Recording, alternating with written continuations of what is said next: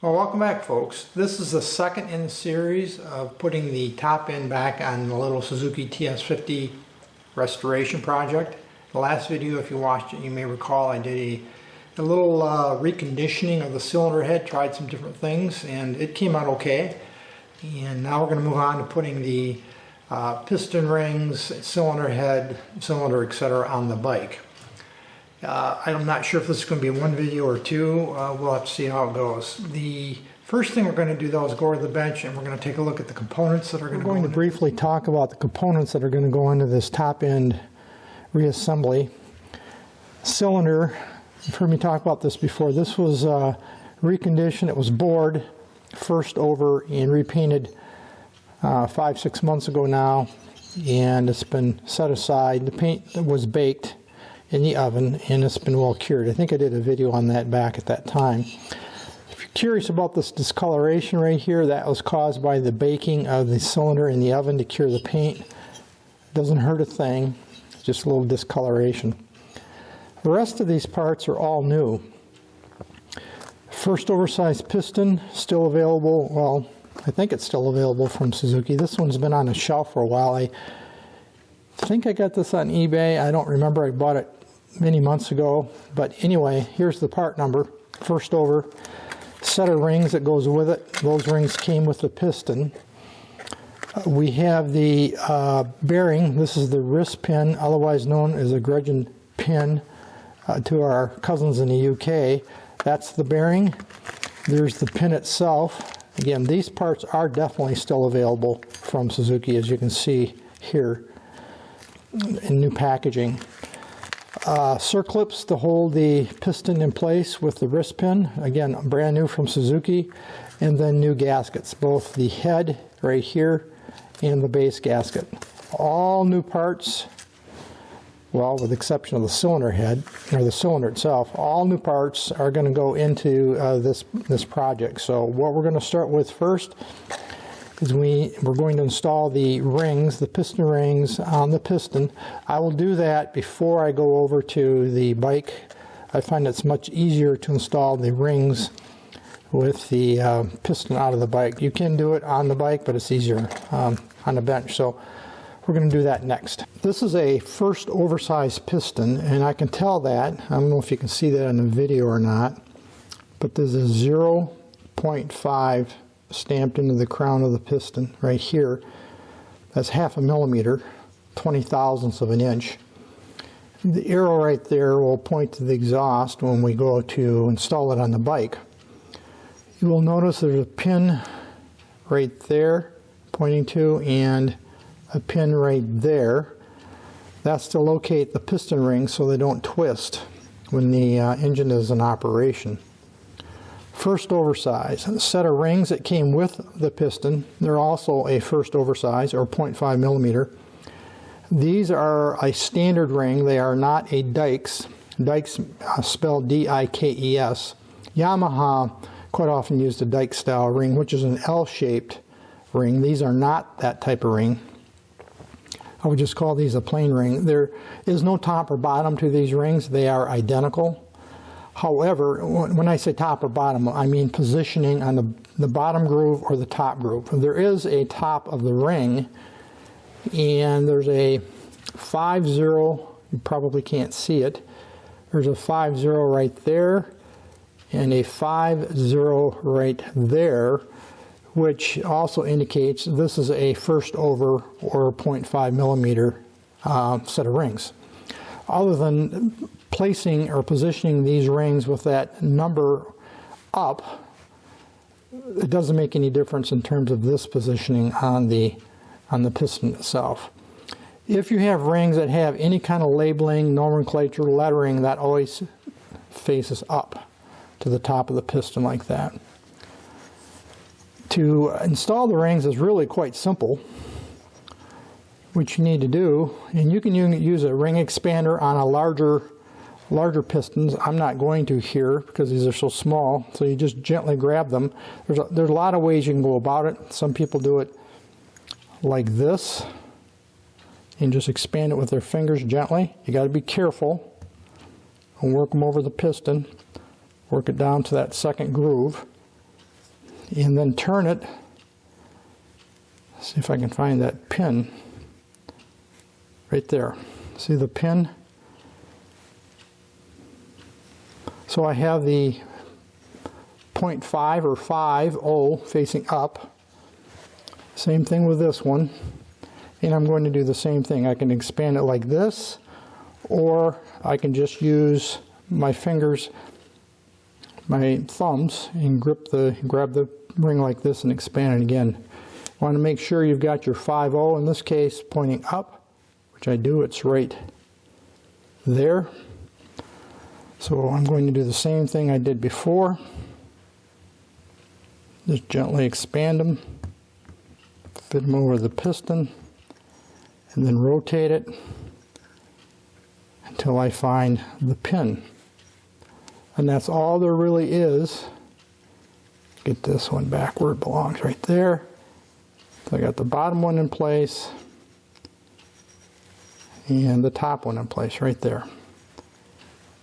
So now we have the rings installed. Very simple. Take your time. You don't want to overflex those rings because you will break them. They're quite brittle. They're hard but brittle. Now we'll go over the bike and install this piston. Over at the bike, we've got everything laid out and ready to go. All the various pieces and parts for the assembly. A few tools over here in case we need them. Assembly lube, that's what's in that red bottle underneath here. Talk about that a bit more in a few minutes. And then the anti-seize, which I've actually already used, and I've coated that base gasket down there with the anti-seize. And again, we'll talk about that more in just a few minutes. Again, I'm going to reiterate, everything needs to be clean. You can see my hands are clean. Everything's laid out on a nice clean towel. I've got clean paper towels down. It won't stay clean as we go along, you'll see, but I like to have everything pristine when I do an assembly on an engine. I don't typically wear gloves on this kind of work. If I'm using chemicals, harsh chemicals, of course I do, but I don't like losing the tactile feel in my fingers for an assembly process like this, so I just make sure my hands are good and clean. I do not understand people that I see assembling engines, their hands are all greasy and dirty and they're bolting these engines back together. Doesn't make any sense to me to put all the effort and time into this and then potentially compromise the work towards the final stages. So everything is very, very clean, as you can see, and pretty much ready to go. What I think I'm going to do is position myself on the opposite side of the bike so that I don't get in the way of the assembly and position the camera in very much the position it's in right now, so you can watch the work as I progress. I will explain as I go, but I'm not going to be going into any great deal of detail on what I'm doing. I will just talk about it a bit as I go. Indicated a few minutes ago, this is a base gasket that'll go on first against the block here. This gasket is directional from the perspective that the way it's laid out has to match the cutout in the block itself. Other than that, in terms of positioning this way or this way, it is not directional. It's been coated on both sides with anti-seize. The reason I do that is that if you ever have to remove these parts in the future and have to pull this gasket off, it would be much easier to get off after the engine's been run and got hot. And you bake these gaskets, they can be very, very difficult to get off. Then you resort to scraping, which I don't like to have to do. So I use anti-seize to ease removal later. You can use grease if you want. You can probably even use oil. I've never used engine oil, but you probably could. So that's all there is to putting that base gasket in place. The connecting rod is at pretty much at top dead center right there, which is where I want it. Now, talking about the piston, which will go obviously in next, I've already shared that this little arrow right here points to the exhaust, which is in this case down. So the piston will go on oriented in this fashion right here. The first thing we need to do is we're going to have to install or get prepared the pin, what we in North America call the wrist pin. And there's a bearing here that goes in like that. Now that bearing will fit inside here like that. One other caution I will make for you right now is be careful you don't drop anything in that lower end, especially small items like these nuts. If you drop small parts down in that lower end, I will assure you and guarantee you it will ruin your day, because you have to figure out how to fish them out, which can be very challenging. So you need to be careful about that. In terms of the positioning or installing the piston, again, I will go something like this with that bearing in the middle I just alluded to. And what I'm going to do first, and here's where my clean hands are going to start getting a little bit dirty. Take a little bit of assembly lube, and I'm going to work it into that bearing. Again, you can use two-stroke engine oil. You can use any engine oil for that matter. The reason I like to use assembly lube is it's very viscous, and it tends not to run all over the place like a lightweight oil would do, like a two-stroke oil. But you can feel free to use whatever you want. I just like to use assembly lube for this, and it helps during startup. So what we're going to do is put this in first. Got the bearing in. You're going to align the piston so that the arrow points down. Put the piston in like this. See if that wrist pin, yep, starts just fine. It's the first time I fit it. I'm going to put a little assembly lube onto this also. Like you can see there, and some of that, of course, or much of that is going to squeeze out. I don't care at this point. And take that right off if I want.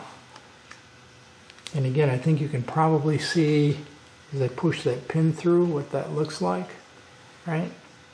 I need to retract it just far enough that I can align it with that.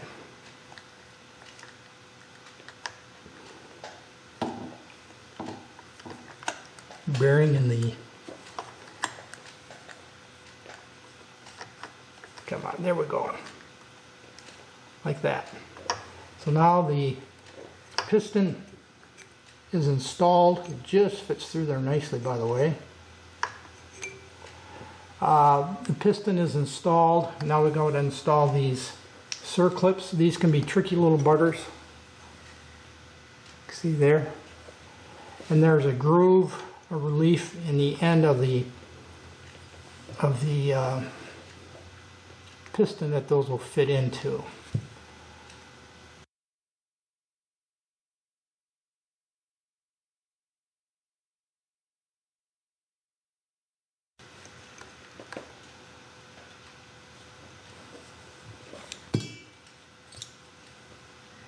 Grab it with my needle nose here.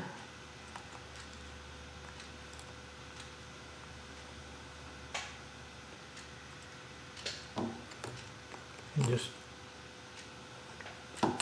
get it into place like that. I just heard it click in. I know you couldn't see that from your perspective, but it did. Now, some people are real fussy about how they position that pin, that circlip. Just make sure that's in position all the way.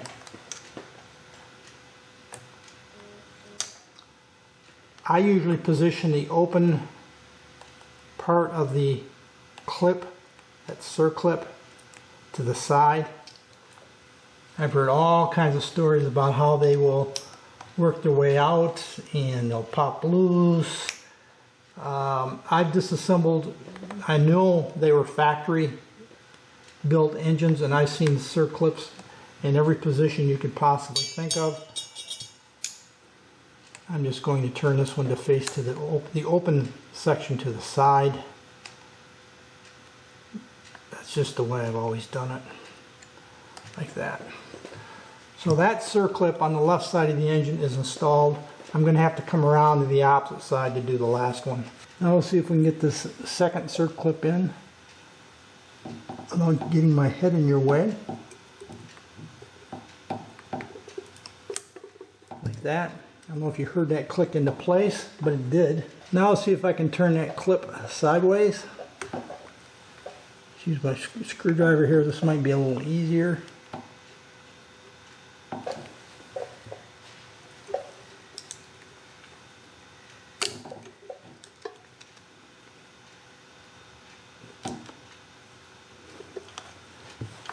And we got the piston installed.